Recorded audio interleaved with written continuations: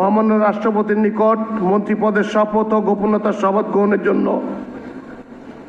সবিনয় অনুরোধ জানাচ্ছি।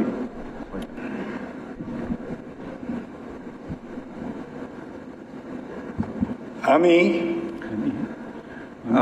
এম রশিদুজ্জামান মিল্লাত সশ্রদ্ধ চিত্তে শপথ বা দৃঢ়ভাবে ঘোষণা করিতেছি যে আমি আইন অনুযায়ী সরকারের মন্ত্রীপদের কর্তব্য বিশ্বস্ততার সহিত পালন করিব। আমি বাংলাদেশের প্রতি অকৃত্রিম বিশ্বাস ও আনুগত্য পোষণ করিব। আমি সংবিধানের রক্ষণ সমর্থন ও নিরাপত্তা বিধান করিব। আমি ভীতি বা অনুগ্রহ অনুরাগ বা বিরাগের বশবর্তী না হইয়া সকলের প্রতি আইন অনুযায়ী যথাবিহিত আচরণ করিব।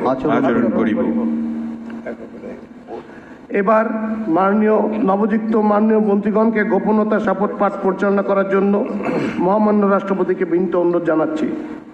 আমি সশ্রদ্ধ চিত্তে শপথ বা ঘোষণা দৃঢ়ভাবে ঘোষণা করিতেছি সরকারের মন্ত্রী রূপে যে সকল বিষয় আমার বিবেচনার জন্য আনিত হইবে বা যে সকল বিষয় আমি অবগত হইব তা মন্ত্রী রূপে যথাযথভাবে আমার কর্তব্য পালনের প্রয়োজন ব্যতীত প্রত্যক্ষ বা পরোক্ষভাবে কোনো ব্যক্তিকে জ্ঞাপন করিব না বা কোনো ব্যক্তির নিকট প্রকাশ করিব না।